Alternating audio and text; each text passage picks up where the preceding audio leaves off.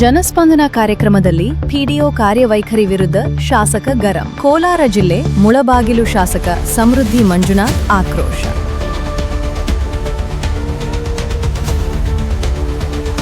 ಆಸ್ತಿ ವಿಚಾರವಾಗಿ ಮಾತನಾಡಲು ಹೋದ ವಕೀಲರೊಬ್ಬರ ಮೊಬೈಲ್ ಕಸಿದುಕೊಂಡ ವಕೀಲನ ಮೊಬೈಲ್ ಕಸಿದು ಪಾಕಿಸ್ತಾನ ಪರ ಪೋಸ್ಟ್. ಅಕ್ರಮ ಬಂಧನ ಆರೋಪದಡಿ ಎಸ್ಪಿಗೆ ದೂರು. ಪುರಸಭೆ ಮುಂದೆ ಮಾಜಿ ಅಧ್ಯಕ್ಷ ಸದಸ್ಯರ ಪ್ರತಿಭಟನೆ. ಪುರಸಭಾ ಅಧ್ಯಕ್ಷ ಭವ್ಯ ಮಹೇಶ್ ಸಭೆ ನಡೆಸಿ ಅಧಿಕಾರಿಗಳಿಗೆ ತರಾಟೆ. ಆಸ್ತಿ ವಿಚಾರವಾಗಿ ಮಾತನಾಡಲು ಹೋದ ವಕೀಲರೊಬ್ಬರ ಮೊಬೈಲ್ ಕಸಿದುಕೊಂಡು ಅವರ ಫೇಸ್ಬುಕ್ ಖಾತೆಯಿಂದ ಪಾಕಿಸ್ತಾನ ಪರ ಪೋಸ್ಟ್ ಹಾಕಿ ಅವರನ್ನ ಸಂಚಿನಲ್ಲಿ ಸಿಲುಕಿಸಿರುವ ಆಘಾತಕಾರಿ ಘಟನೆ ಚಿಂತಾಮಣಿಯಲ್ಲಿ ನಡೆದಿದೆ. ಈ ಸಂಬಂಧ ವಕೀಲರಾದ ಎಚ್ ವಜೀರ್ ಅವರು ಜಿಲ್ಲಾ ಪೊಲೀಸ್ ಅಧೀಕ್ಷಕರಿಗೆ ದೂರು ನೀಡಿದ್ದಾರೆ. ದೂರಿನ ಅನ್ವಯ ಏಪ್ರಿಲ್ 11ರಂದು ಮಧ್ಯಾಹ್ನ 12 ಗಂಟೆ ಸುಮಾರಿಗೆ ವಕೀಲ ವಜೀರ್ ಅವರು ಶಾಂತಿನಗರದಲ್ಲಿರುವ ತಮ್ಮ ಅಣ್ಣ ಮೆಹಬೂಬ್ ಸಾಬ್ ರವರ ಮನೆಗೆ ಆಸ್ತಿ ವಿಚಾರವಾಗಿ ಮಾತನಾಡಲು ಹೋಗಿದ್ರು. ಈ ವೇಳೆ ಅಲ್ಲಿ ಗಲಾಟೆ ನಡೆದಿದ್ದು, ಅವರ ಅಣ್ಣನ ಮಗ ವಸೀಂ ಅಕ್ರಮ್ ಅಜೀಂ ಮತ್ತು ಅತ್ತಿಗೆ ನಾಹೀದಾರ್ ಅವರು ವಜೀರ್ ಅವರ ಮೇಲೆ ಹಲ್ಲೆ ನಡೆಸಿ ಅವರ ಮೊಬೈಲ್ ಕಿತ್ತುಕೊಂಡಿದ್ದಾರೆ ಎಂದು ಆರೋಪಿಸಲಾಗಿದೆ. ವಜೀರ್ ಅವರ ಮೊಬೈಲ್ ಕಸಿದುಕೊಂಡು ಆರೋಪಿಗಳು ಅವರ ಫೇಸ್ಬುಕ್ ಖಾತೆಯನ್ನ ಬಳಸಿ ಪಾಕಿಸ್ತಾನದ ಪರವಾಗಿ ಪೋಸ್ಟ್ಗಳನ್ನು ಅಪ್ಲೋಡ್ ಮಾಡಿದ್ದಾರೆ. ಬಳಿಕ ಆ ಪೋಸ್ಟ್ಗಳನ್ನು ವಜೀರ್ ಅವರ ಸ್ನೇಹಿತ ಬಾಬಾಜಾನ್ ಎಂಬುವರಿಗೆ ಕಳುಹಿಸಿದ್ದಾರೆ. ಈ ಸುಳ್ಳು ಮಾಹಿತಿಯ ಆಧಾರದ ಮೇಲೆ ಚಿಂತಾಮಣಿ ನಗರ ಪೊಲೀಸ್ ಠಾಣೆಯಲ್ಲಿ ವಜೀರ್ ಅವರ ವಿರುದ್ಧ ಸಿಆರ್ 48-2026 ಪ್ರಕರಣ ದಾಖಲಾಗಿದೆ.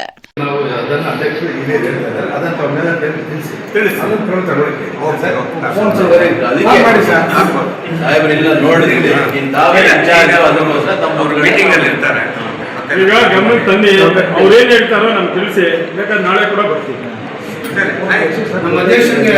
ಬೇಕಾದ್ರೆ ಎಸ್ಪೇಟ್ ಅನ್ನು ಹೋಗೋಣ, ತೊಂದರೆ ಇಲ್ಲ. ಯಾಕಂದ್ರೆ ಅವರು ಸೆಲ್ಫ್ ಪ್ರೊಟೆಕ್ಷನ್, ಇದು ನಮ್ಮ ಅಸೋಸಿಯೇಷನ್ ಮೆಂಬರ್ ಆಗಿರ್ತಾರೆ, ಸೆಲ್ಫ್ ಪ್ರೊಟೆಕ್ಷನ್ ಅವ್ರು ಕಂಪ್ಲೇಂಟ್ ಕೊಟ್ಟಾಗ ಯಾಕೆ ಎಫ್ಐಆರ್ ಆಗಬಾರ್ದು ಅಂತ.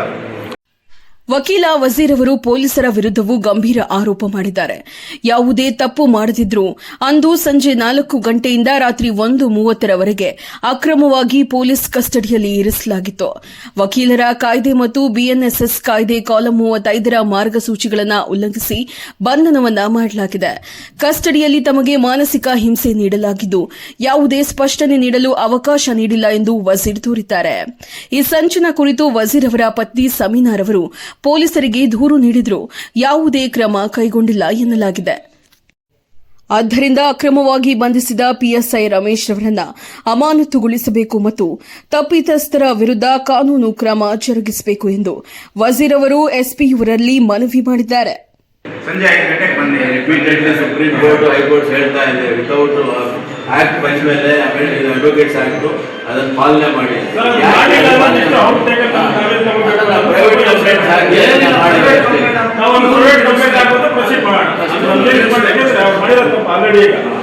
ಅಡ್ವೊಕೇಟ್ ಆಕ್ಟ್ ನಮ್ದೇನಿದೆ, ನಾವು ಅಡ್ವೊಕೇಟ್ ಅಲ್ಲ, ಅವ್ರು ಇವಾಗ ಇನ್ಸ್ಪೆಕ್ಟರ್ ಇದ್ದಂಗಣ, ಅವರು ಕ್ರಮ ತಗೋಬಹುದು.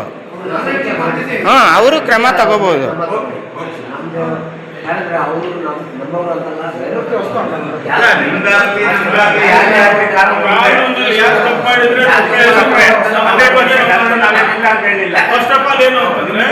ನಮಗೂ ಒಂದೇ ಸಾರ್ವಜನಿಕ ವ್ಯಕ್ತಿಲೋಕ ಪ್ರಜೆಗೂ ಕಾನೂನು ಎಲ್ರಿಗೂ ಒಂದೇ. 2013ರಲ್ಲಿ ಎಸ್ಸಿ ಮೀಸಲು ಕ್ಷೇತ್ರವಾದ ಮುಳಬಾಗಿಲು ಕ್ಷೇತ್ರದಲ್ಲಿ ನಕಲಿ ಜಾತಿ ಪ್ರಮಾಣ ಪತ್ರ ಸಲ್ಲಿಸಿ ಶಾಸಕರಾಗಿ ಆಯ್ಕೆಯಾಗಿದ್ದ ಪ್ರಕರಣ ಸಂಬಂಧ ಶಾಸಕ ಕೊತ್ತೂರು ಮಂಜುನಾಥ್ ಸಲ್ಲಿಸಿದ್ದ ಅರ್ಜಿಯನ್ನ ಹೈಕೋರ್ಟ್ ವಜಾಗೊಳಿಸಿದೆ. ಈ ಪ್ರಕರಣ ಸಂಬಂಧ ಈ ಎಲ್ಲಾ ಕೇಸ್ಗಳಲ್ಲೂ ನಮಗೆ ಜಯ ಸಿಕ್ಕಿದೆ ಎಂದು ದಲಿತ ಸಿಂಹ ಸೇನೆ ಅಧ್ಯಕ್ಷ ಹೂವಳ್ಳಿ ಪ್ರಕಾಶ್ ತಿಳಿಸಿದರು. ಕೋಲಾರದಲ್ಲಿ ಮಾಧ್ಯಮದವರೊಂದಿಗೆ ಮಾತನಾಡಿದ ಹೂವಳ್ಳಿ ಪ್ರಕಾಶ್ ರವರು, ಸಂವಿಧಾನ ವಿರೋಧಿಯಾಗಿ ನಡೆದುಕೊಳ್ಳುವ ಕೊತ್ತೂರು ಮಂಜುನಾಥ್ ರವರ ಕೇಸ್ಗಳು ಸುಪ್ರೀಂ ಕೋರ್ಟ್ ಹೈಕೋರ್ಟ್ಗಳಲ್ಲಿ ವಜಾ ಆಗಿದೆ. ಕೊತ್ತೂರು ಮಂಜುನಾಥ್ ರವರ ಪಾಪದ ಕೊಡ ತುಂಬಿದ್ದು, ಕೆಲವೇ ದಿನಗಳಲ್ಲಿ ಅವರ ವಿರುದ್ಧ ಶಿಸ್ತು ಕ್ರಮ ಜರುಗಲಿದೆ. ಕೊತ್ತೂರು ಮಂಜುನಾಥ್ ರವರು ಜೈಲಿಗೆ ಹೋಗುತ್ತಾರೋ ಅಥವಾ ಅವರ ವಿರುದ್ಧ ಕಾನೂನು ಕ್ರಮ ತೆಗೆದುಕೊಳ್ಳುತ್ತಾರೋ ಕಾದ್ ನೋಡಬೇಕಿದೆ. ಕೊತ್ತೂರು ಮಂಜುನಾಥ್ ರವರು ಬುಡುಗ ಜಂಗಮ ಅಲ್ಲ, ಬೈರಾಗಿ ಎಂಬ ಸ್ಪಷ್ಟತೆಯನ್ನ ನ್ಯಾಯಾಲಯ ಕೊಟ್ಟಿದೆ. ಈ ಸಂಬಂಧ 9 ಕೇಸ್ಗಳಲ್ಲಿ ನಾವು ಗೆದ್ದಿದ್ದು. ಕೊತ್ತೂರು ಮಂಜುನಾಥ್ ಒಂದೇ ಒಂದು ಕೇಸ್ನಲ್ಲಿ ಗೆದ್ದಿಲ್ಲ. ಕೊತ್ತೂರು ಮಂಜುನಾಥ್ ದೊಡ್ಡ ಫ್ರಾಡ್, ಜಾತಿ ಕದ್ದ ಕಳ್ಳ ಆಗಿದ್ದಾರೆ. ಆದಷ್ಟು ಬೇಗ ಶಾಸಕ ಕೊತ್ತೂರು ಮಂಜುನಾಥ್ ವಿರುದ್ಧ ಕ್ರಮ ತೆಗೆದುಕೊಳ್ಳಬೇಕು ಎಂದು ದಲಿತ ಸಿಂಹ ಸೇನೆ ಅಧ್ಯಕ್ಷ ಹೂವಳ್ಳಿ ಪ್ರಕಾಶ್ ಒತ್ತಾಯಿಸಿದರು. ವಿರುದ್ಧವಾಗಿ ನಡೆದುಕೊಂಡು ಬಂದಂತ ಕೊತ್ತೂರು ಮಂಜುನಾಥ್ ಅವರು ಕೇಸು ಸುಪ್ರೀಂ ಕೋರ್ಟ್ ಕೂಡ ವಜಾ ಆಯ್ತು, ಹೈಕೋರ್ಟ್ ಕೂಡ ವಜಾ ಆಯ್ತು. ಅವ್ರ ಮೇಲೆ ಚಾರ್ಜ್ ಶೀಟ್ ಸಲ್ಲಿಸಬೇಕು ಅಂತ ನಾನು CRCL ಅವರಿಗೆ ಮನವಿ ಮಾಡ್ಕೊಂಡಿದ್ದೀನಿ. ಅದು ಕೂಡ ಪ್ರಕ್ರಿಯೆ ನಡೀತಾ ಇದೆ. ಇದಕ್ಕೆಲ್ಲ ಬ್ರೇಕ್ ಹಾಕ್ಬೇಕಂತ ಶಾಸಕ ಕೊತ್ತೂರು ಮಂಜುನಾಥ್ ಅವರು 24ರಲ್ಲಿ ಕಳ್ಳ ಮಾರ್ಗ ನುಸುಳುಗಾರರು ಬರ್ತಾರಲ್ಲ ಬಾಂಗ್ಲಾದೇಶದಿಂದ, ಆ ತರ ರಿಟ್ ಪಿಟಿಷನ್ ದಾಖಲೆ ಮಾಡಿ ಇವತ್ತು ನಮಗೆ ಯಾಮಾರಿಸಿದ್ರು. ಆ ಯಾಮಾರಿಸಿದ ಪ್ರತಿಫಲವಾಗಿ ಡಬಲ್ ಬೆಂಚ್ ಇವತ್ತು ಆದೇಶ ಮಾಡಿದೆ. It is fraud. ಏನು ಶಾಸಕ ಕೊತ್ತೂರು ಮಂಜುನಾಥ್ ಅವರು ಬೈರಾಗಿ ಬುಡುಗ ಜಂಗಮ ಅಲ್ಲ ಅಂತ ಹೇಳ್ತಾರೆ. ಶಾಸಕ ಕೊತ್ತೂರು ಮಂಜುನಾಥ್ ಅವರೇ, ನೀವೇ ಕೂಡ ಹೇಳಿದಿರಿ ಇಡೀ ದೇಶದಲ್ಲಿ ನಾವು 1000 ಜನ ಇದ್ದೀವಿ ಅಂತ. SC ಸರ್ಟಿಫಿಕೇಟ್ ಯಾಕಪ್ಪ ಕದ್ದೆ ಹಂಗಾದ್ರೆ ನೀನು ಪರಿಶಿಷ್ಟ ಜಾತಿ ಅಂತ? ನಿನ್ ನಾಚಿಕೆ ಆಗ್ಬೇಕಲ್ಲ ರೇ. ಬಾಬಾ ಸಾಹೇಬ್ ಅಂಬೇಡ್ಕರ್ ಅವ್ರ ಗಾರ್ಲೆಂಡ್ ಮಾಡಿದ್ದಕ್ಕಾಗಿ ಅವ್ರನ್ನ ಓಲೈಕೆ ಮಾಡ್ಕೊಳ್ಳಕ್ಕಾಗಿ ನೀವು ನಾಟಕಗಳು ಆಡ್ತಾ ಇದ್ರಲ್ಲ, ನಾಟಕಗಳು ಅದೆಲ್ಲ ನಡೆಯಲ್ಲ. ನಿಮ್ಮದ ಪಾಪದ ಕೊಡ ತುಂಬಿದೆ ಇವತ್ತು. ಏನು ವಿನಯ್ ಕುರ್ಲಕರ್ಣಿನೇ ಬಿಟ್ಟಿಲ್ಲ ನ್ಯಾಯಾಲಯ, ನಿಮ್ಮನ್ನೇ ಯಾವ ಕಾರಣಕ್ಕೂ ಬಿಡೋದಿಲ್ಲ. ಇವತ್ತು ಡಿಸ್ಮಿಸ್ ಆಗಿದೆ. ಮುಂದಿನ ದಿನ ನಿಮ್ಮ ಮೇಲೆ ಶಿಸ್ತು ಕ್ರಮ ಆಗೋದ್ರಲ್ಲಿ ಸಂಶಯ ಬೇಡ. ಕೆಲವೇ ದಿನಗಳಲ್ಲಿ ನೀವು ಜೈಲಿಗೆ ಹೋಗ್ತಿರೋ ಇಲ್ಲೋ ಕಾನೂನು ರೀತಿ ಕ್ರಮ ಕೈಗೊಳ್ತದೆ ಕಾದ್ ನೋಡ್ಬೇಕಾಗ್ತದೆ. ಯಾಕಂದ್ರೆ ಯಾವುದೇ ನ್ಯಾಯಾಲಯ ಪ್ರಕರಣ ಬಾಕಿ ಇರುವುದಿಲ್ಲ. ಇದನ್ನ ಸ್ಪಷ್ಟವಾಗಿ ನಿಮ್ಮ ಹಿಂಬಾಲಕರಿಗೆ ತಿಳಿಸ್ಬಿಡಿ. ಸಂವಿಧಾನಬದ್ಧವಾಗಿ ನ್ಯಾಯಾಲಯ ಆದೇಶ ಕೊಟ್ಟಿದೆ. ಇವರು ಬುಡುಗ ಜಂಗಮ ಅಲ್ಲ, ಬೈರಾಗಿ, ಅದು ಸ್ಪಷ್ಟತೆ ಕೊಟ್ಟಿದೆ. ಆದ್ದರಿಂದ ಇವ್ರ ಮೇಲೆ ಜರೂರವಾಗಿ ತನಿಖೆ ಮಾಡಿ ಇವ್ರ ಮೇಲೆ ಚಾರ್ಜ್ ಶೀಟ್ ಮಾಡಬೇಕಂತ ದಲಿತ ಸಂಘಟನೆಗಳ ಮಹಾ ಒಕ್ಕೂಟದಿಂದ ನಮ್ಮ ವೆಂಕಟೇಶ್ ಆಗ್ಬೋದು, ದಲಿತ ನಾರಾಯಣಸ್ವಾಮಿ ಆಗ್ಬೋದು, ಚೇತನ್ ಬಾಬು ಆಗ್ಬೋದು, G ನಾರಾಯಣ್ ಅವರು ಆಗ್ಬೋದು, ನಾವೆಲ್ಲರೂ ಕೂಡ ಒಕ್ಕೂಟದಿಂದ ಹೋರಾಟ ಮಾಡ್ಕೊಂಡು ಬಂದಿದ್ದೀವಿ. 13ರಿಂದ ಇವತ್ತು ನಮ್ಗೆ ಜಯ ಸಿಕ್ಕಿದೆ. ಎಷ್ಟು ದಿನ ಸರ್ 9 ಕೇಸಿನಲ್ಲಿ ನಾವು ಜಯ ಗಳಿಸಿದ್ವಿ. ಒಂದೇ ಒಂದು ಕೇಸಲ್ಲಿ ಕೂಡ ಕೊತ್ತೂರು ಮಂಜುನಾಥ್ ಅವರು ಜಯ ಗಳಿಸಲಿಲ್ಲ. ಅವರು ಫ್ರಾಡು, ಕಳ್ಳ, ಜಾತಿ ಕದ್ದ ಕಳ್ಳ. ಆದ್ದರಿಂದ ಇಮಿಡಿಯೇಟ್ಲಿ ಇದನ್ನ ಪರಿಶೀಲನೆ ಮಾಡಿ ಇಮಿಡಿಯೇಟ್ಲಿ ಇದು ಚಾರ್ಜ್ ಶೀಟ್ ಆಗಬೇಕು, ಇವ್ರ ಮೇಲೆ ಕ್ರಮ ಕೈಗೊಳ್ಳಬೇಕಂತ ನಾವು ಒಕ್ಕೂಟದಿಂದ ತೀರ್ಮಾನ ತಗೊಂಡಿದ್ವಿ. ಜೈ ಭೀಮ್, ಜೈ ಭಾರತ್. ಇಂದು ವಿಜಯಪುರ ಪುರಸಭೆಯಲ್ಲಿ ಪುರಸಭಾ ಅಧ್ಯಕ್ಷ ಭವ್ಯ ಮಹೇಶ್ ನೇತೃತ್ವದಲ್ಲಿ ಅಧಿಕಾರಿಗಳ ಸಭೆ ನಡೆಸಿ ಅಧಿಕಾರಿಗಳನ್ನ ತರಾಟೆಗೆ ತೆಗೆದುಕೊಂಡ ಘಟನೆ ನಡೆಯಿತು. ನಿನ್ನೆ ಪುರಸಭೆ ಮುಂದೆ ಮಾಜಿ ಅಧ್ಯಕ್ಷರು, ಸದಸ್ಯರು ಪ್ರತಿಭಟನೆ ನಡೆಸಿದ ವಿಷಯಕ್ಕೆ ಇಂದು ಪುರಸಭಾ ಸಭಾಂಗಣದಲ್ಲಿ ಅಧಿಕಾರಿಗಳ ಸಭೆ ನಡೆಸಿ ಅಧಿಕಾರಿಗಳಿಗೆ ಬಿಸಿ ಮುಟ್ಟಿಸಿದ ಘಟನೆ ನಡೆಯಿತು. ಯಾವುದೇ ಕಾರಣಕ್ಕೂ ಖಾತೆಗಳಿಗೆ ಜನ ಅಲಿಯಬಾರದು, ಜನರನ್ನ ಸೌಜನ್ಯದಿಂದ ಮಾತನಾಡಬೇಕು ಹಾಗೂ ಖಾತೆಗಳ ವಿಲೇವಾರಿ ಶೀಘ್ರವಾಗಿ ಆಗಬೇಕು. ಹಿರಿಯ ನಾಗರಿಕರನ್ನ ಗೌರವದಿಂದ ಕಾಣಬೇಕು. ಯಾವುದೇ ನಾಗರಿಕರಿಗೂ ಪುರಸಭೆಗೆ ಯಾವುದೇ ವಿಷಯಕ್ಕೆ ಅಲಿಸುವುದು ಕಂಡುಬಂದರೆ ಅಂತಹ ಅಧಿಕಾರಿ ವಿರುದ್ಧ ಕ್ರಮ ಕೈಗೊಳ್ಳಲಾಗುವುದು ಎಂದು ಎಚ್ಚರಿಸಿದರು.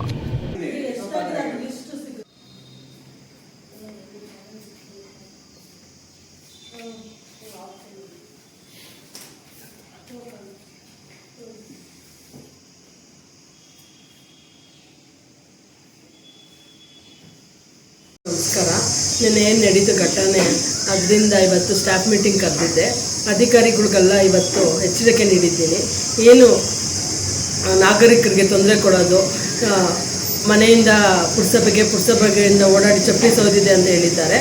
ಅದೇ ಥರ ಇನ್ನು ಮುಂದೆ ಆಗದಿರಂತೆ ಅಧಿಕಾರಿಗಳಿಗೆ ಆದಷ್ಟು ನಾಗರಿಕರಿಗೆ ಮರ್ಯಾದೆ ಕೊಡಿ. ಹಿರಿಯರಿಗೆ ಬಂದವ್ರಿಗೆ ಚೇರ್ ಹಾಕಿ ಕುಂಡ್ರಿಸಿ ಅವ್ರ ಕೆಲಸ ಏನಿದೆಯೋ ಅವತ್ತೇ ಆಗೋದನ್ನ ಆಗಲೇ ಮಾಡೋಕ್ಕೆ, ಇಲ್ಲಾಂದರೆ ಒಂದು ವಾರ ಆಗಲಿ 15 ದಿವಸ ಟೈಮ್ ತೊಗೊಳ್ಳಿ. ಏನಂದ್ರೆ ಈ ಕೆಲಸ ಆಗುತ್ತೆ ಆಗಲ್ಲ ಅನ್ನೋದ್ರ ಬಗ್ಗೆ ನೀವು ಸೂಕ್ತವಾಗಿ ಅವ್ರಿಗೆ ನಿರ್ಧಾರ ಹೇಳಬೇಕು. ಆಮೇಲೆ ಏನು ಖಾತೆಗಳಾಗಲಿ ಇನ್ನೇನು ಖಾತೆಗಳನ್ನೆಲ್ಲ ಅವತ್ತಿಂದ ಅವತ್ತೇ ಮುಗಿಸ್ಬೇಕು. ಆಮೇಲೆ ಯಾವುದೇ ಕಾರಣಕ್ಕೂ ಪೆಂಡಿಂಗ್ ಇಟ್ಕೊಳ್ಳೋದು ಆಗಲಿ, ಜನರನ್ನ ಓಡಾಡ್ಸೋದಾಗಲಿ ಮಾಡೋದು ಬೇಡ. ಆಮೇಲೆ ಇದೇ ಥರ ಮುಂದೆ ನಡೆದ್ರೆ ಅವ್ರಿಗೆ ಡೈರೆಕ್ಟ್ DC ನಾನೇ ಲೆಟ್ರ್ ಬರೆಯೋದನ್ನು ಅವ್ರಿಗೆ ಕ್ರಮ ತಗೊಳ್ಳೋಕ್ಕೆ ಹೇಳಿದ್ವಿ. ತಾಲೂಕಿನ ಯಲ್ಲರಾಂಪುರದಲ್ಲಿ ಇರುವ ಕುಂಚಶ್ರೀ ಮಹಾಸಂಸ್ಥಾನ ಮಠದಲ್ಲಿ 5ನೇ ವರ್ಷದ ಸಂಸ್ಕಾರ ಶಿಬಿರ ಇಂದು ಅದ್ದೂರಿಯಾಗಿ ಆರಂಭಗೊಂಡಿದೆ.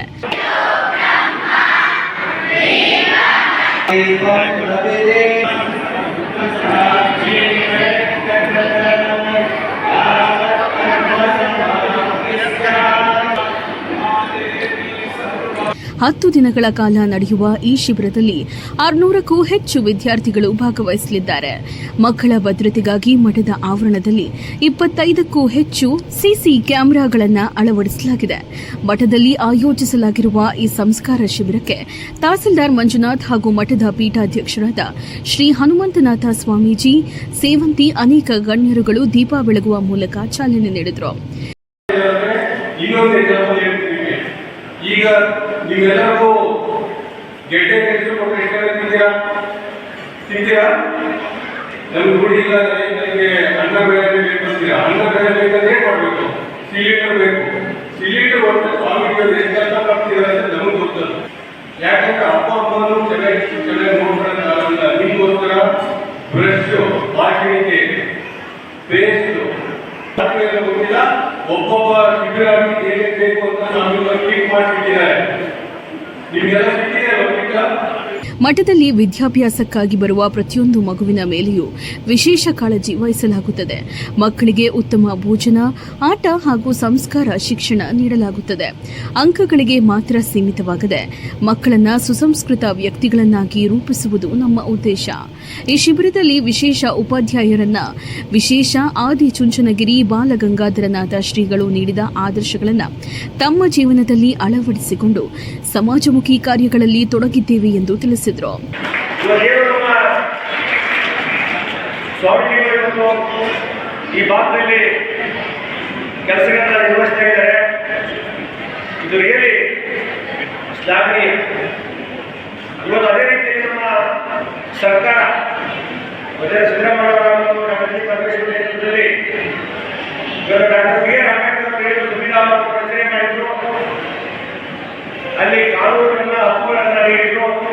ಅದೇ ರೀತಿ ನಮ್ಮ ಡಾಕ್ಟರ್ ಜಿ. ಪರಮೇಶ್ವರ್ ಅವರು ಗ್ಯಾರಂಟಿ ಎನ್ನುವ ಸಂವಿಧಾನವನ್ನು ರಚಿಸಿ ಇವತ್ತು ಕರ್ನಾಟಕ ರಾಜ್ಯದ ಎಲ್ಲ ಜನರ ಅಭಿವೃದ್ಧಿಗಾಗಿ ಇವತ್ತು ಪಂಚ ಗ್ಯಾರಂಟಿಗಳನ್ನ ಕೊಟ್ಟಿದ್ದಾರೆ. ಇವತ್ತು ಸಮಾಜದಲ್ಲಿ ಏನು ನಮ್ಮ ಅಮೃತ ಸೇನ್ ಹೇಳಿದ್ರು, ಡಾಕ್ಟರ್ ಬಿ. ಆರ್. ಅಂಬೇಡ್ಕರ್ ಚಿಂತನೆ ಏನಿತ್ತು, ಹಣ ಅಥವಾ ಏನು ನಾವು ಇವತ್ತು ದುಡ್ಡು ಇಲ್ಲದೆ ಇದ್ರೆ ಸಮಾನತೆ ಯಾವಾಗ ಬರುತ್ತೆ ಅಂದರೆ ಹಣ ಎಲ್ಲಕ್ಕಿದ್ದಾಗ ಮಾತ್ರ ಸಮಾನ ಬರುತ್ತೆ ಅನ್ನೋದು. ಆ ದೃಷ್ಟಿಯಿಂದ ನಮ್ಮ ಸರ್ಕಾರ ಇವತ್ತು ಡಾಕ್ಟರ್ ಜಿ. ಪರಮೇಶ್ವರ ನೇತೃತ್ವದಲ್ಲಿ ಇವತ್ತು ಕರ್ನಾಟಕ ರಾಜ್ಯದಲ್ಲಿ ಇವತ್ತು ಗ್ಯಾರಂಟಿಗಳಿಂದ ಇವತ್ತು ಸಂತೋಷವಾಗಿ ಜೀವನವನ್ನು ಮಾಡ್ತಾ ಇದ್ದಾರೆ. ಅದು ಇನ್ನೊಂದು ನೇತೃತ್ವದಲ್ಲಿ ಸಂಸ್ಕಾರ ಶಿಬಿರದಿಂದ ಮಕ್ಕಳಲ್ಲಿ ಉತ್ತಮ ವ್ಯಕ್ತಿತ್ವ ಬೆಳವಣಿಗೆ ಕಾಣಬಹುದು ಎಂದು ಮಠದ ಪೀಠಾಧ್ಯಕ್ಷರಾದ ಹನುಮಂತನಾಥ ಸ್ವಾಮೀಜಿ ತಿಳಿಸಿ ಮಾತನಾಡಿದ ಅವರು, ತಾಲೂಕಿನ ಯಲರಾಂಪುರದ ಕುಂಚಿಟಿಗ ಮಹಾಸಂಸ್ಥಾನ ಮಠದ ಕುಂಚಿಶ್ರೀ ಸಮುದಾಯ ಭವನದಲ್ಲಿ ಗುರುವಾರ ಆಯೋಜಿಸಿದ್ದ 5ನೇ ವರ್ಷದ ಸಂಸ್ಕಾರ ಶಿಬಿರದಲ್ಲಿ ದಿವ್ಯ ಸಾನ್ನಿಧ್ಯ ವಹಿಸಿ ಅವರು ಮಾತನಾಡಿದರು. ಪೋಷಕರು ಮಕ್ಕಳನ್ನ ಕೇವಲ ಅಂಕಗಳತ್ತ ಪ್ರೇರೇಪಿಸುತ್ತಿರುವುದು ಸಾಧನೆಯ. ಇದರಿಂದ ಮಕ್ಕಳ ಆರೋಗ್ಯ ಹಾಗೂ ಮನಸ್ಥಿತಿಯಲ್ಲಿ ಬದಲಾವಣೆ ಕಾಣಿಸುತ್ತಿದೆ. 10 ದಿನಗಳ ಸಂಸ್ಕಾರ ಶಿಬಿರದಲ್ಲಿ ಮಕ್ಕಳು ನಿಯಮಿತ ಆಹಾರ ಸೇವನೆ, ಒತ್ತಡರಹಿತ ಜೀವನ ಮತ್ತು ಶಿಸ್ತಿನೊಂದಿಗೆ ಉತ್ತಮ ಶಿಬಿರಾರ್ಥಿಗಳಾಗಿ ಬೆಳೆಯಬೇಕು ಎಂದು ಕರೆ ನೀಡಿದರು. ನಿರಂತರವಾಗಿ ನಡ್ಕೊಂಡು ಬರ್ತಾ ಇದೆ ಅಂತ ಹೇಳಿದ್ರೆ ಅದೆಲ್ಲ ದಾರಿ. ಒಬ್ಬರು ನಮ್ಗೆ ಏನು ದಾನ ಮಾಡ್ತಾರೆ, ಉಪ್ಪು ಒಬ್ಬರು ತಂದು ಕೊಡ್ತಾರೆ, ಪೇಸ್ಟ್ ಒಬ್ಬರು ತಂದು ಕೊಡ್ತಾರೆ, ಬ್ರಷ್ ಒಬ್ಬರು ತಂದು ಕೊಡ್ತಾರೆ, ಬಟ್ಟೆ ಒಬ್ಬರು ತಂದು ಕೊಡ್ತಾರೆ. ಬಹುಶಃ ನೀವು ಹಾಕೊಂಡಿರುವಂತ ಎಲ್ಲ ಸಮವಸ್ತ್ರಗಳನ್ನ ಪ್ರತಿ ವರ್ಷ ನಮ್ಮ ಡಾಕ್ಟರ್ ನಾಗರಾಜ್ ಅಂತ ಹೇಳಿ ಪ್ರತಿ ವರ್ಷ ಅವರೇ ಫೋನ್ ಮಾಡಿ ಕೇಳ್ತಾರೆ. ಅವರಿಗಿಂತ ಅವ್ರ ಮಗಳು ಕೇಳ್ತಾರೆ, ಸ್ವಾಮೀಜಿ ನಾನು ದುಡ್ಡು ಕೇಳಿದ್ರು ಈ ವರ್ಷ ಮಾತ್ರ ಮಾಡ್ತಾರೆ. ಇವತ್ತಿನ ಕಾಲದಲ್ಲಿ ಯಾರಿದ್ದಾರೆ ಫೋನ್ ಮಾಡಿದ್ರೆ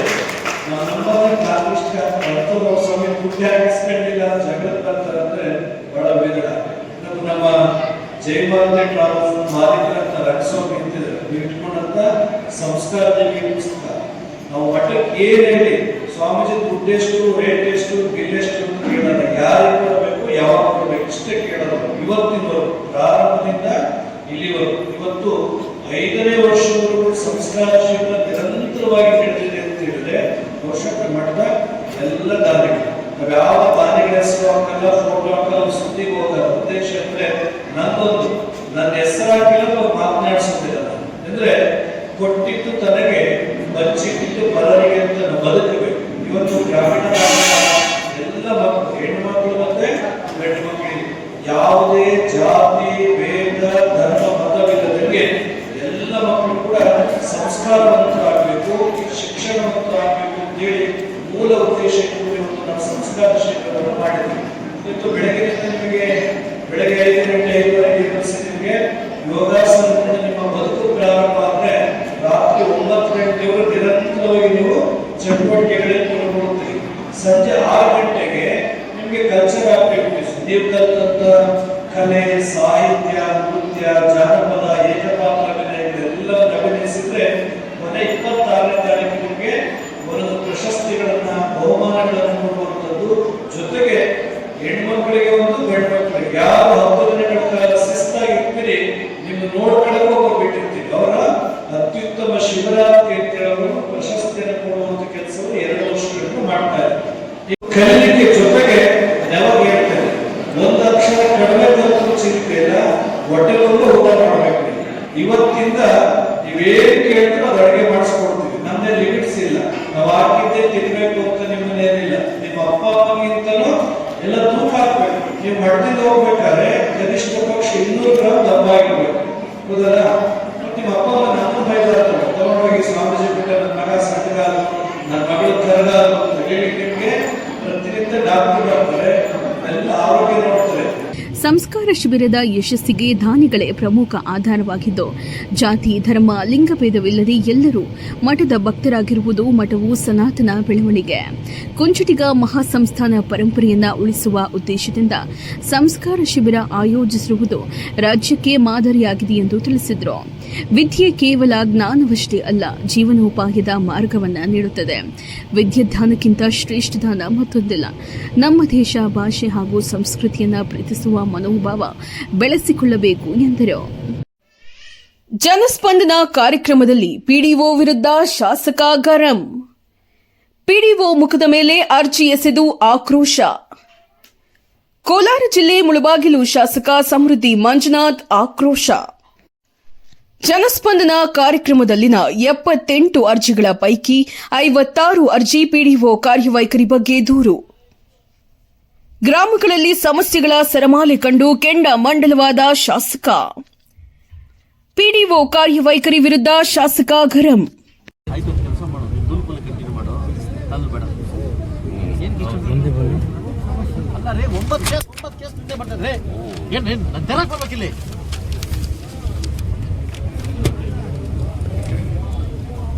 ಒಂಬತ್ತು ಕೇಸ್ ನಿಮ್ಮ ಬರ್ತಾ ಇಟ್ಕೊಂಡೋಗ್ಬಿಟ್ಟು ಅವ್ರಿಗೆ ಹುಚ್ಚಿಲ್ಲ. ಅವರು ಇಷ್ಟಾದ ಕೆಲಸ ಮಾಡಿ ಹೋಗ್ತಾರೆ ಸುಮ್ಮನೆ.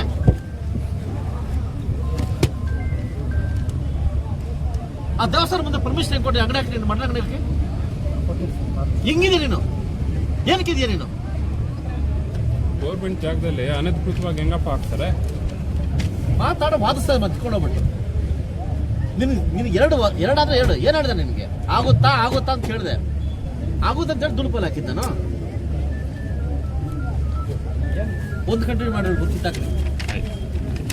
ನೀವು ಸರೋಗಿ ಎತ್ಕೊಂಡೋಗ್ಬಿಡಿ, ಎಷ್ಟು ಸಮಸ್ಯೆ ಎತ್ಕೊಂಡೋಗ್ಬಿಡಿ. ಕೋಲಾರ ಜಿಲ್ಲೆ ಮುಳಬಾಗಿಲು ತಾಲೂಕು ತಾಯಲೂರು ಗ್ರಾಮದಲ್ಲಿ ನಡೆದ ಜನಸ್ಪಂದನ ಕಾರ್ಯಕ್ರಮ. ತಾಯಲೂರು ಗ್ರಾಮ ಪಂಚಾಯಿತಿ ಪಿಡಿಒ ಶ್ರೀನಿವಾಸ ರೆಡ್ಡಿ ವಿರುದ್ಧ ಆಕ್ರೋಶ.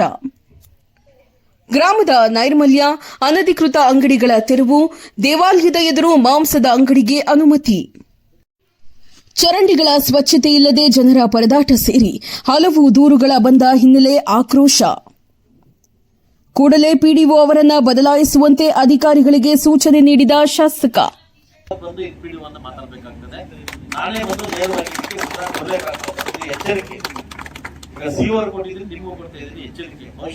ಆ ವ್ಯಕ್ತಿಗೆ ನಾವು ವರ್ಕ್ ಜಾಸ್ತಿ ಆಗ್ತಿದೆ ಅಂತ ದಯವಿಟ್ಟು ನಾಳೆ ಖಾಲಿ ಮಾಡಿಸಿ ಬೇರೆ ವ್ಯಕ್ತಿಯನ್ನು ನೇಮಕ ಮಾಡಬೇಕಂತ ನಿಮ್ಮಲ್ಲಿ ಕೇಳ್ತಾ ಇದ್ದೀನಿ. ಅದಾಗ್ಲಿಲ್ಲ ಅಂತಂದ್ರೆ ಸಾರ್ವಜನಿಕರು ಮುತ್ತಿಗೆ ಹಾಕಿ ಬೀಗ ಆಗ್ತಕ್ಕಂಥ ಕೆಲಸ ಕೂಡ ಆಗ್ತದೆ. ದಯವಿಟ್ಟು ಆದಷ್ಟು ಕೆಲಸ ಮಾಡೋ ಸಂಬಂಧಪಟ್ಟ ಅಧಿಕಾರಿಗಳು ಮಾತ್ರ ನಾವು ಅದನ್ನ ಇರಬೇಕಷ್ಟೇ. ಈ ನಾಲೆಡ್ಜ್ ಮಾಡಿ ನೆಗ್ಲೆಕ್ಟ್ ಮಾಡ್ತಾ ಅಧಿಕಾರಿ ನನಗೆ ಅವಶ್ಯಕತೆ ಇಲ್ಲ. ದಯವಿಟ್ಟು ಇದು ಎಚ್ಚರಿಕೆ ಅಂತ ಮಾಡ್ತಾ ಇದ್ದೀನಿ. ನಾನು ಸಾರ್ವಜನಿಕರಲ್ಲಿ ನಾನು ಕ್ಷಮೆ ಕೇಳ್ತೀನಿ. ಯಾಕಂದ್ರೆ ಇಂಥ ಅಧಿಕಾರಿ ಇಟ್ಕೊಳ್ಳೋದ್ರಿಂದ ನಾನು ಫಸ್ಟ್ ಬಂದ್ರೆ ಜನಪ್ರಿಯ ಶಾಸನ ಆಗಲಿಕ್ಕೆ ನನಗೆ ಯೋಗ್ಯತೆ ಇಲ್ಲ. ನನಗೆ ಯೋಗ್ಯತೆ ಇಲ್ಲ.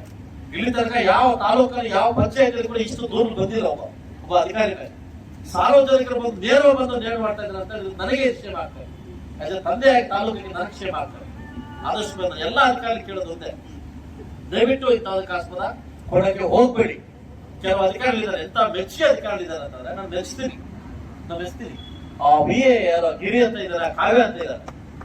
ನಾನು ಹೇಳ್ಬಾರ್ದು ಅವ್ರ ಬಗ್ಗೆ, ಅವ್ರ ವೈಖರಿ ಬಗ್ಗೆ, ನಮ್ಮ ಡಾಕ್ಟರ್ಸ್ ಬಗ್ಗೆ, ಆ ಸೋಷಿಯಲ್ ನಮ್ಮ ಮಹೇಶ್ ಬಗ್ಗೆ, ವಾಟರ್ ಬೋರ್ಡ್ ರಾಜೇಶ್ ಬಗ್ಗೆ ಒಂದು ಗೌರವ ಆಗುತ್ತೆ ನಾವು ಮಾತಾಡಕ್ಕೆ ಅವ್ರ ಬಗ್ಗೆ. ಯಾಕೇಳಿ ಅವ್ರು ಕೆಲಸ ಮಾಡ್ತಾರೆ. ಕೆಲಸ ಮಾಡೋರ ಬಗ್ಗೆ ನಾವು ಗೌರವ ಇಟ್ಕೋಬೇಕಾಗುತ್ತೆ. ಒಬ್ಬ ಲೇಡೀಸ್ ಬಂದು ಮಕ್ಕಳು ಬಂದು ನಿಮ್ ಮುಂದೆ ಮಾತಾಡ್ತಿದ್ದಾರೆ ಅಂತಂದ್ರೆ, ದುಡ್ಡು ಕೊಟ್ಟರೆ ಕೆಲಸ ಮಾಡ್ತಾ ಇಲ್ಲ ಅಂತಂದ್ರೆ ಯಾವ ಸಮಾಜವನ್ನು ನಾವು ಕಟ್ತಾ ಇದ್ದೀವಿ ಸರ್? ಯಾವ ಸಮಾಜ ಕಟ್ಟಕ್ ಹೋಗ್ತಾ ಇದೀವಿ ನಾವು? ಇವತ್ತು ನಾಲ್ಕು ತಾಲೂರು ಇದೆ, ಇಲ್ಲಿ ತಾಲೂರು ಹೆಂಗಿತ್ತು? ರೋಡ್ನಲ್ಲಿ ಬಗಲಿಲ್ಲ ಹಾಕೊಂಡು ಪರ್ಮಿಷನ್ ಯಾರು ಕೊಟ್ಟರು? ದೇವಸ್ಥಾನ ಮುಂದೆ ಮಟನ್ ಮಾಡ್ಲಿಕ್ಕೆ ಅವಕಾಶ ಕೊಟ್ಟರು. PDO ಸತ್ತೋಗಿ ಇದಾರೆ. ನಾಚಿಕೆ ಆಗ್ಬೇಕು ನೀವು. ಇವಾಗ ನಿಮ್ ನಾಚಿಕೆ ಆಗ್ಬೇಕು ವಿಚಾರ ಬಂದಾಗ. 24 ಗಂಟೆ ಇದಕ್ಕೇನಾದ್ರು ಕಾಲು ಮಾಡದೇ ಇದ್ರೆ ನಾನು ಬಂದು ಇಲ್ಲಿ ಟೆಂಟ್ ಹಾಕ್ಬೇಕಾಗುತ್ತೆ. ಇನ್ನು ನನ್ನ ಕಥೆ ಇನ್ನೂ ಗೊತ್ತಿಲ್ಲ, ನಾನ್ ಮಾಡಿ ಟೆಂಟ್ ಹಾಕ್ಬೇಕಾಗುತ್ತೆ. ದಯವಿಟ್ಟು ತುಂಬಾ ಕೋಪದಿಂದ ಅಲ್ಲ, ನೋವಿಂದ ಈ ವಿಷಯ ಮಾತಾಡ್ತಾ ಇದ್ದೀನಿ. ಆದಷ್ಟು ಬೇಗ ಕ್ಲಿಯರ್ ಮಾಡಿ. 78 ಅಪ್ಲಿಕೇಶನ್ಸ್ ಕೂಡ ಒಂದು ವಾರದ ಸಮಸ್ಯೆ ಕ್ಲಿಯರ್ ಆಗಬೇಕು. ಇದು ನಿಮ್ಮ ಡ್ಯೂಟಿ, ಇಲ್ಲ ರವೀಂದ್ರ ಯಾರು ನಮ್ಮ ಡ್ಯೂಟಿ, ಇಲ್ಲ ನಿಮ್ ಡ್ಯೂಟಿ. MLA ನಾನು ಸ್ಪಾಟ್ ಕ್ಲಿಯರ್ ಮಾಡ್ಕೊಡ್ತೀನಿ ಕೆಲಸ. ದಯವಿಟ್ಟು ಆದಷ್ಟು ಬೇಗ ಇದನ್ನ ಕ್ಲಿಯರ್ ಮಾಡಿ. ವಾಟರ್ ಬೋರ್ಡ್ ನಿಮ್ಗೆ ಸಂಬಂಧಪಟ್ಟ ವಿಷಯ ನೀವು ಆದಷ್ಟು ಬೇಗ ಕ್ಲಿಯರ್ ಮಾಡಿ. ಈ ಜನಸ್ಪಂದನ ಕಾರ್ಯಕ್ರಮಕ್ಕೆ ನೀವು ಯಶಸ್ಸು ಕೊಡ್ತೀರಿ ಅಂತ ನಂಬಿಕೆಯಿಂದ ನಾನು ಮಾತಾಡ್ತಾ ಇದ್ದೀನಿ. ಮಹಿಳೆಯರಿಗೆ 33% ಮೀಸಲಾತಿ ನೀಡುವ ಮಸೂದೆ ಬಿಲ್ ಅನ್ನು ಕಾಂಗ್ರೆಸ್ ಸೇರಿದಂತೆ ವಿರೋಧ ಪಕ್ಷಗಳು ವಿಫಲ ಮಾಡಿದ್ದಾರೆ. ಮಹಿಳೆಯರ ಬಗ್ಗೆ ಕಣ್ಣೀರು ಸುರಿಸುವ ಕಾಂಗ್ರೆಸ್ ಪಕ್ಷ ಮಹಿಳೆಯರ ವಿರೋಧ ಪಕ್ಷವಾಗಿದೆ ಎಂದು ಬಿಜೆಪಿ ಮುಖಂಡ ಕೆಂಬೋಡಿ ನಾರಾಯಣಸ್ವಾಮಿ ಆಕ್ರೋಶ ವ್ಯಕ್ತಪಡಿಸಿದರು. ಕೋಲಾರದಲ್ಲಿ ಮಾಧ್ಯಮದವರೊಂದಿಗೆ ಮಾತನಾಡಿದ ಅವರು, ಕಾಂಗ್ರೆಸ್ ಪಕ್ಷ ಮೂಲೆ ಗುಂಪಾಗಿದ್ದು ಕಾಂಗ್ರೆಸ್ ಎಲ್ಲಿದೆ ಅಂತ ಹುಡುಕಬೇಕಿದೆ. ರಾಜ್ಯದಲ್ಲಿ ಕಾಂಗ್ರೆಸ್ ಪಕ್ಷ ಅಧಿಕಾರಕ್ಕೆ ಬರಬೇಕಾದ್ರೆ ಮಹಿಳೆಯರೇ ಕಾರಣ. ಈಗ ಮಹಿಳೆಯರಿಗಾಗಿ ಜಾರಿಗೆ ತರುತ್ತಿರುವ ಮೀಸಲಾತಿಗೆ ಬೆಂಬಲ ನೀಡಲಿಲ್ಲ. ಮುಂದಿನ ದಿನಗಳಲ್ಲಿ ಕಾಂಗ್ರೆಸ್ ಪಕ್ಷಕ್ಕೆ ಮಹಿಳೆಯರೇ ಉತ್ತರ ಕೊಡ್ತಾರೆ. ಪ್ರಧಾನಿ ನರೇಂದ್ರ ಮೋದಿಯವರು ಮಹಿಳೆಯರಿಗಾಗಿ ಹಲವು ಯೋಜನೆಗಳನ್ನು ಜಾರಿಗೆ ತಂದಿದ್ದಾರೆ. ದೇಶದ ಆರ್ಥಿಕತೆಗೆ ಮಹಿಳೆಯರ ಕೊಡುಗೆ ಹೆಚ್ಚಾಗಿದೆ. ಆದರೆ ಕಾಂಗ್ರೆಸ್ನ ಮೈತ್ರಿ ಪಕ್ಷಗಳು ಕುತಂತ್ರದಿಂದ ಮಹಿಳೆಯರ ಮೀಸಲಾತಿ ಬಿಲ್ ಪಾಸ್ ಮಾಡುವುದನ್ನು ತಡೆದಿದ್ದಾರೆ. ಕಾಂಗ್ರೆಸ್ನವರಿಗೆ ಒಂದು ಕುಟುಂಬದ ಮಹಿಳೆಯರು ಮಾತ್ರ ಕಾಣಿಸುತ್ತಾರೆ. ಬೇರೆ ಕುಟುಂಬದ ಮಹಿಳೆಯರ ಮುಂದೆ ಬರುವುದು ಇವರಿಗೆ ಇಷ್ಟವಿಲ್ಲ ಎಂದು ಕೆಂಬೋಡಿ ನಾರಾಯಣಸ್ವಾಮಿ ಆಕ್ರೋಶವನ್ನು ವ್ಯಕ್ತಪಡಿಸಿದರು. ತಾಯಂದಿರು ಕಾಸು ಕೊಟ್ಟು ಓಡಾಕ್ತಾರೆ, ದೇಶ ಬೇಕಾಗಿಲ್ಲ ಅಂತ. ಇವತ್ತು ತಾಯಂದಿರು ತೋರಿಸ್ಕೊಡ್ತಾರೆ ಮುಂದಿನ ದಿನಗಳಲ್ಲಿ ನಮ್ಮ ಪವರ್ ಏನು ಅಂತ ಕಾಂಗ್ರೆಸ್ನವ್ರು. ಇವಾಗಲೇ ಮೂಲೆ ಗುಂಪಾಗಿದೆ ಕಾಂಗ್ರೆಸ್, ಹುಡುಕ್ಬೇಕಾಗಿದೆ ದೇಶದಲ್ಲಿ. 1-2 ರಾಜ್ಯ ಬಿಟ್ಟರೆ ಎಲ್ಲಿ ಇಲ್ಲ.